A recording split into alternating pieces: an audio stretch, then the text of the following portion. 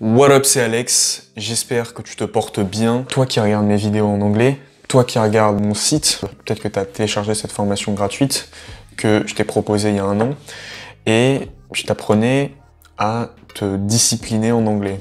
Et je pense que c'est une chose super importante. Évidemment, c'est toujours sur la forme, mais évidemment, je t'ai parlé aussi du fond.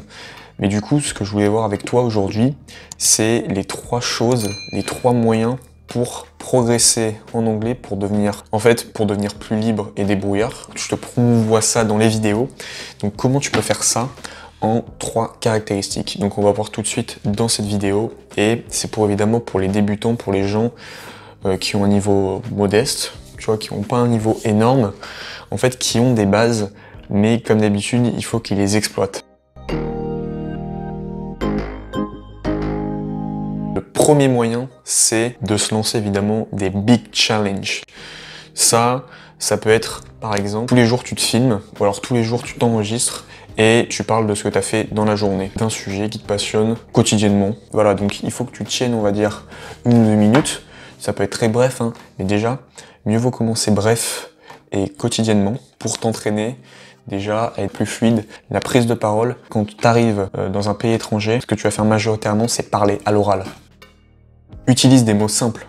Évidemment, se lancer des big challenges, c'est aussi très difficile du coup si tu veux apprendre des mots compliqués, des mots tarabiscotés, des mots, voilà, des mots complexes. Si je t'en avais parlé, par exemple, although, des mots, on va dire, plus littéraires. C'est pas ton objectif que tu te mets en tête si tu es sur ma chaîne. Tu parles de ce que tu aimes avec des mots simples, avec tes mots. Ou alors sinon, tu peux évidemment, je t'en ai parlé l'autre fois, tu te rappelles des connecteurs logiques ou de plusieurs mots de liaison, tu peux mettre en place ça également pour ton discours. L'objectif premier, c'est que tous les jours tu parles anglais. La deuxième chose, c'est faire ce que les autres ne font pas. Donc ça rejoint un peu le premier point, la première partie qui est se lancer des big challenges. Quand les autres apprennent à fond leur tableau de prétérite, apprendre le plus, toi, dès que tu apprendras un mot, quelque chose, une notion, tu l'appliqueras. Ce que tu peux faire aussi également, ce que les autres ne font pas, c'est t'entraîner à répéter une phrase, une expression fétiche que tu as vue peut-être chez un sportif, chez un acteur, chez un cuisinier, chez une personnalité qui parle anglais, anglophone, et tu t'entraînes à répéter ce mot. Si ça t'impacte, entraîne-toi à répéter, à l'écrire même tous les jours. Je sais que ça peut être un conseil bizarre. La troisième chose qu'il faut faire, je pense, au tout début, c'est te dire qu'il faut souffrir.